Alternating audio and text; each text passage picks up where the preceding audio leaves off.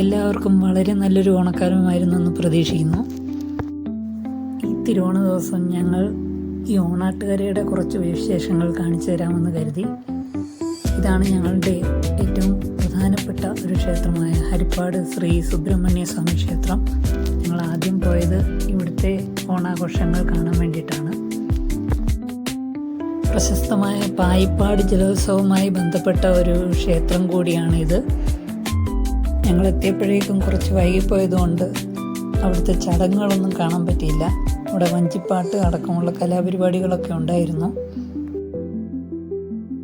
അവിടെ നിന്ന് ഞങ്ങൾ പോയത് പ്രശസ്തമായ നാഗരാജ ക്ഷേത്രമായ മണ്ണാർശാലയിലേക്കാണ്. കേരളത്തിലെ മറ്റു ക്ഷേത്രങ്ങളിൽ നിന്നും വളരെ വ്യത്യസ്തമായ ഒരു ക്ഷേത്രമാണ് ഈ മണ്ണാർശാല നാഗരാജ ക്ഷേത്രം. കാവും കുളങ്ങളും ഒക്കെയായിട്ട് പ്രകൃതിയുമായി വളരെ ഇഴുകിച്ചേർന്ന ഒരു ക്ഷേത്രമാണ് ഈ മണ്ണാർശാല നാഗരാജ ക്ഷേത്രം. ഇപ്പോഴത്തെ മണ്ണാർശാലയിലെ വലിയമ്മ ദിവ്യശ്രീ സാവിത്രി അന്തർജനമാണ്.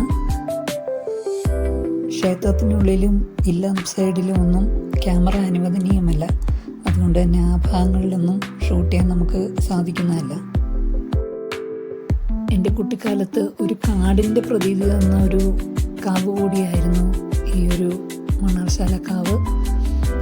ഇവിടെ നിറയെ വൃക്ഷങ്ങളും അതിൻ്റെ വള്ളികളും ഒക്കെ ഇങ്ങനെ നമ്മൾ നടക്കുന്ന വഴികളിലേക്ക് ഒരുപാട് കാണാമായിരുന്നു. ഇപ്പോൾ പക്ഷേ മരങ്ങളൊക്കെ ഒരുപാട് വെട്ടി ഒതുക്കിയിട്ടുണ്ട്. എന്നാലും ആ കാവിൻ്റെ ഒരു തനിമ അതിപ്പോഴും അതേപോലെ തന്നെ നിലനിർത്തിയിട്ടുണ്ട്.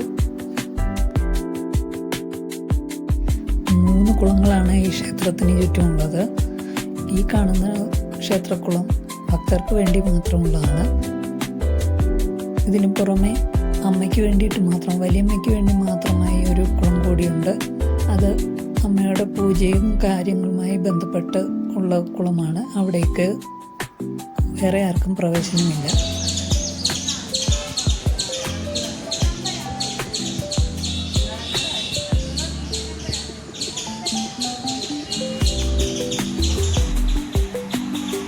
ഹരിപ്പാട് ബസ് സ്റ്റാൻഡിൽ നിന്നും ഒരുപാട് പ്രൈവറ്റ് ബസ്സുകൾ ഈ ഒരു ക്ഷേത്രത്തിലേക്കുണ്ട്.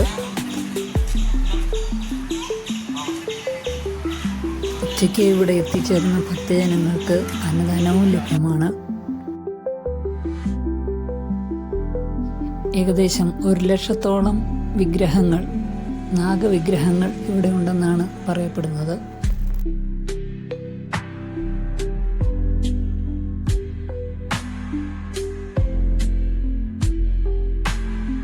ഈ കാണുന്നതാണ് ക്ഷേത്രത്തിലേക്കുള്ള പ്രവേശന കവാടം. വളരെ മനോഹരമായ ഒരു പൂക്കളമായിരുന്നു ഇവിടെ ഉണ്ടായിരുന്നത്.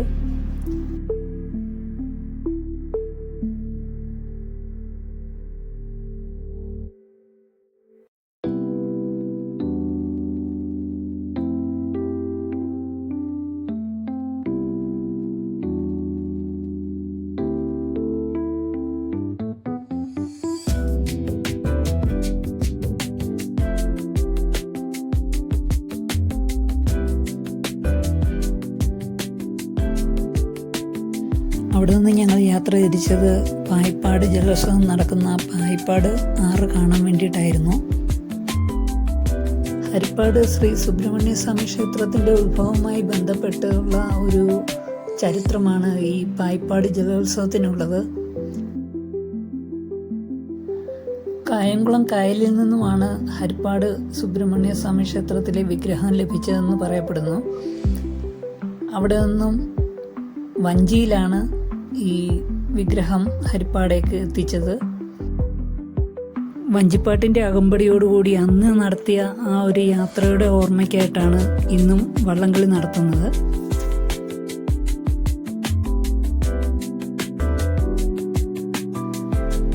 ജലചക്രവർത്തി എന്നറിയപ്പെടുന്ന 16 തവണ നെഹ്റു ട്രോഫി നേടിയ നമ്മുടെ സ്വന്തം കാരിച്ചാൽ വള്ളമാണ് അക്കരെ കടവിൽ കിടക്കുന്നത്. അത്ര വ്യക്തമല്ലെങ്കിലും അവരുടെ വള്ളപ്പുരയും നമുക്കവിടെ കാണാം.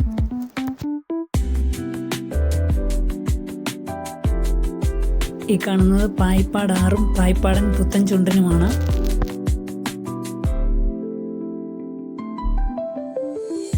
വള്ളംകളിയുടെ ഫിനിഷിംഗ് പോയിന്റിലാണ് നമ്മളിപ്പോൾ ഉള്ളത്. സ്റ്റാർട്ടിംഗ് പോയിന്റ് വളരെ ദൂരത്താണ്.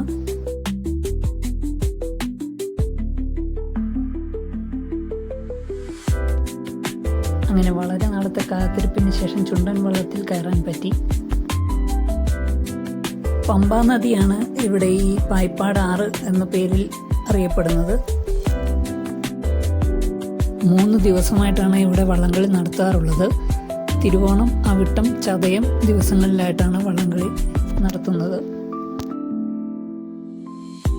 ഇത്തവണത്തെ ജേതാക്കൾ വീയപുരം ചുണ്ടനായിരുന്നു. രാജഭരണകാലത്ത് സ്ഥാപിച്ചിരുന്ന അഞ്ചൽപ്പെട്ടിയാണ് ഈ കാണുന്നത്.